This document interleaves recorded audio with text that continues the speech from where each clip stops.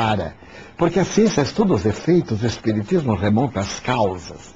Mas no dia que a ciência provar que nós espíritas estamos equivocados em um ponto, a nós nos cabe abandonar este ponto e seguir a ciência. O que ocorre? A ciência contemporânea, firmada na tecnologia de ponta, confirma, em outras palavras, tudo aquilo que nós encontramos em O Livro dos Espíritos, a obra básica.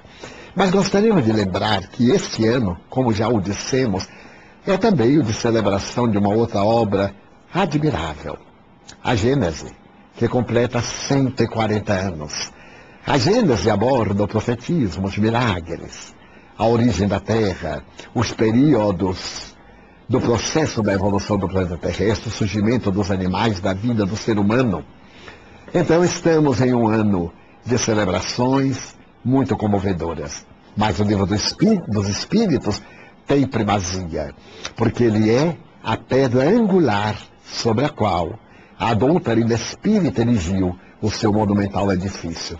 Dele sai, como diz com muita propriedade o pastor Herculano Pires, as demais obras. O Evangelho segundo o Espiritismo, antes do Livro dos Médiuns, em 1861. Depois o Evangelho segundo o Espiritismo, em 1864. Depois o Céu e o Inferno. Encontramos comunicações arrebatadoras daqueles espíritos das regiões punitivas, denominadas injustamente infernos, como se fossem de natureza eterna. Espíritos em situações purgatoriais transitórias e espíritos em regiões celestes, nos mundos elevados. Allan Kardec, com a sua sabedoria, transcreve essas mensagens e comenta-as, mostrando a justiça divina e confirmando o ensinamento de Jesus que nenhuma das ovelhas que o Pai lhe confiou se perderá. Mas também ninguém entrará no reino dos céus sem pagar a sua dívida centil por centil, até a última iota, até o mínimo. Pagar como? Através do processo de autoaprimoramento, de ressarcimento dos equívocos, pela sua transformação moral, pelo esforço empreendido para ser hoje melhor do que ontem, amanhã melhor do que hoje. Então, o Livro dos Espíritos vai oferecer as bases para o Livro dos Médiuns, as investigações da mediunidade, o estudo do sistema nervoso do médium, as obsessões, as várias faculdades mediúnicas, os perigos da mediunidade, a perda da mediunidade, a suspensão da mediunidade.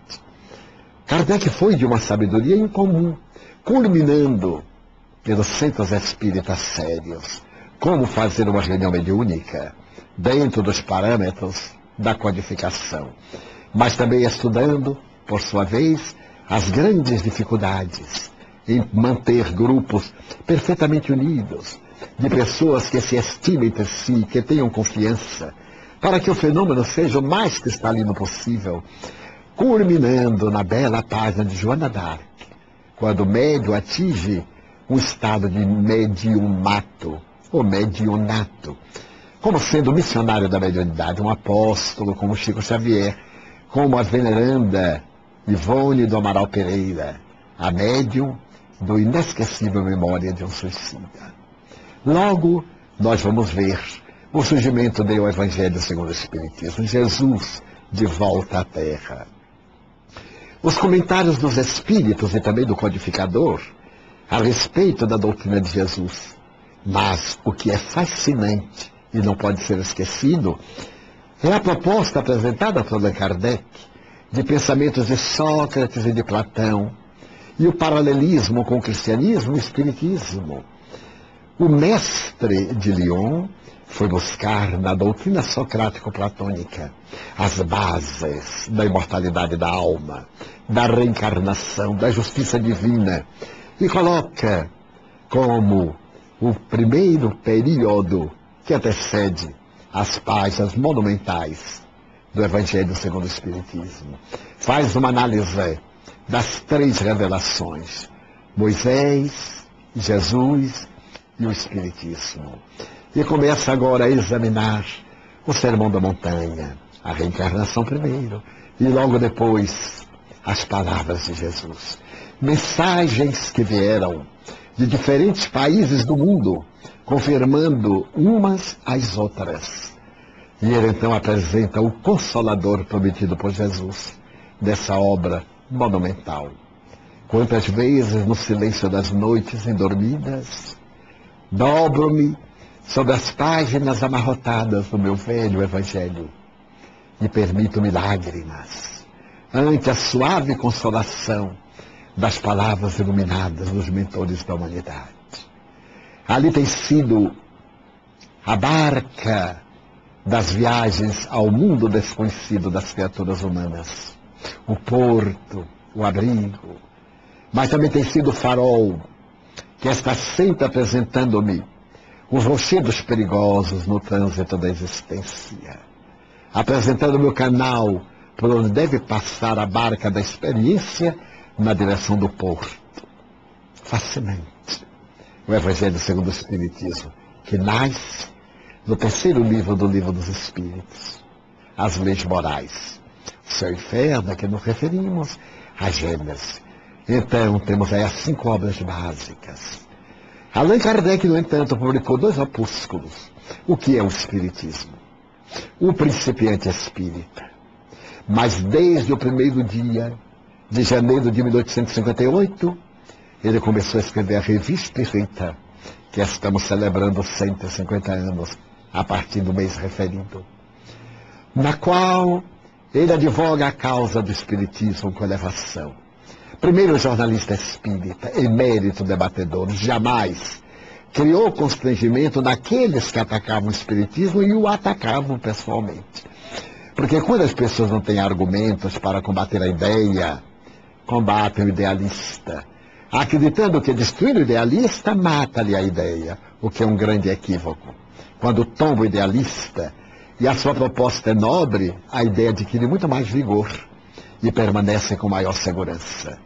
Na Revista Espírita, ele transcreve os acontecimentos dos fenômenos mediúnicos que têm lugar na Europa, cartas de príncipes, da nobreza e também do poviléu. Transcreve os grandes ataques sofridos pelo Espiritismo nos periódicos de Paris. Fala das greves dos operários de Lyon. Manda mensagens de consolo, sempre dentro de uma ética e de um comportamento invejáveis. O espírita tem o dever de conhecer a Revista Espírita, hoje traduzida pelo Dr. Júlio de Abreu e também por Evandro Noleto, publicada a segunda pela Federação Espírita Brasileira, muito recentemente. Trata-se de uma coletânea de 13 volumes, os anos de 1858 até março de 1869. Ela é enriquecedora. Quando a lemos, temos a impressão de estar nestes dias revivendo aqueles fenômenos históricos.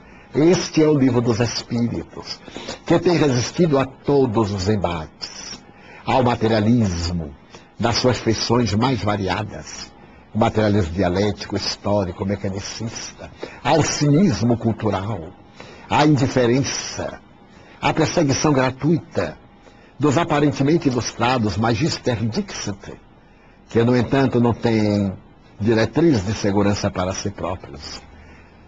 O livro dos Espíritos tem ultrapassado fronteiras do pensamento. E aos 151 anos de publicado, é tão novo como naquele dia em que apareceu em Paris. A edição de que nos utilizamos é a denominada segunda edição, que foi publicada em 1860, 3 anos depois da primeira edição. Kardec refundiu a primeira edição, consultou aproximadamente quase